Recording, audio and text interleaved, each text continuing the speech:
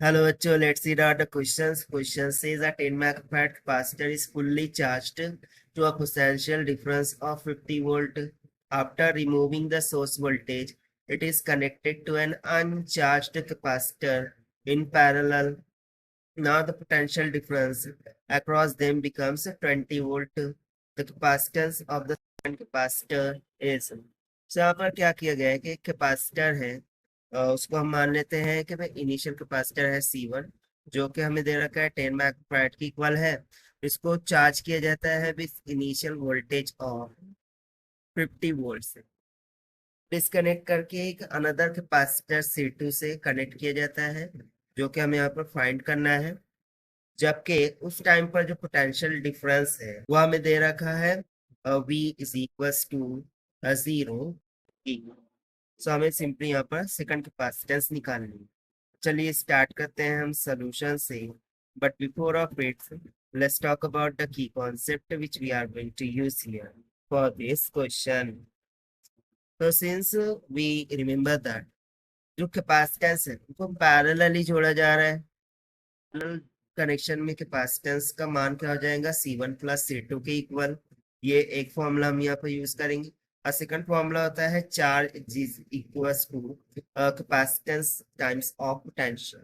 सो बस इन्हीं फॉर्मूलाज का हम यहाँ पर यूज कर लेना। C2 कैपेसिटेंस वो अनचार्ज्ड है, तो जो कॉमन पोटेंशियल होगा इन दोनों का वो हम यहाँ पर निकाल सकते हैं। सो हम बोलेंगे कि total charge Q this must be equals to Q1 plus में Q2 हो जाएगा। ठीक है ना, क्योंकि पैरेलल में चार्ज डिफरेंट होता है बट पोटेंशियल कैसा होता है, सेम होता है। तो यदि मैं इसका टोटल चार्ज लिखूं तो वो क्या हो जाएगा C टाइम्स ऑफ P। और जो Q1 है वो उसको हम C1 V1 इस तरीके से लिख सकते हैं, प्लस में Q2 को हम लिख सकते हैं C2 V2 ना। यहाँ पर जो C है that is nothing but C equivalent. So वो पैरेलल कॉम्बिनेशन है, दैट मीन्स उसका मान क्या हो जाएगा C1 प्लस C2। इसको हम यहाँ पर सब्स्टिट्यूट कर देते हैं, दैट इज C1 प्लस में C2 times of V is equals to C1 V1 plus में C2 V2। सो इसको उस जानिब ले जाएंगे, so V is equals to हो जाएगा C1 V1 प्लस में C2 V2 divided by C1 plus में C2।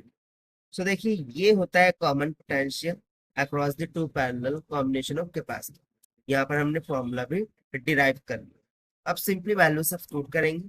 So after connecting to second capacitor जो पोटेंशियल है वो 20 दे रखा है हमें। This will be equals to initial capacitance है C1 multiply by initial voltage है 50 प्लस जो दूसरा कैपेसिटर था वो ऑब्वियसली अनचार्ज्ड था। ठीक है, सो उसको हम एज इट इज रखेंगे मल्टीप्लाई बाय। सो उसके अक्रॉस में कोई पोटेंशियल नहीं था, यानी कि 0 volt divided by C1 plus में C2 हो जाएगा। सो C1 को हम 10 रख देते हैं। ओके, 10 फैरेड की इक्वल है। अब इसको हम क्रॉस मल्टीप्लाई करते हैं, सो ये हो जाएगा 200 plus 20 science of C2 this is equals to 500 plus में 0। So, यहाँ से 20 C2 इज इक्वल टू 500 में 200 चला गया, कितना बच गया 300। से यहाँ से C2 का मान कितना निकल के आएगा, 0 से 0 कैंसिल, 2 2 5 10 यानी कि 15। सो हमारे पास सिंपली जो सेकंड कैपेसिटर है C2 उसका मान कितना निकल के आ गया 15 माइक्रोफैराड की इक्वल।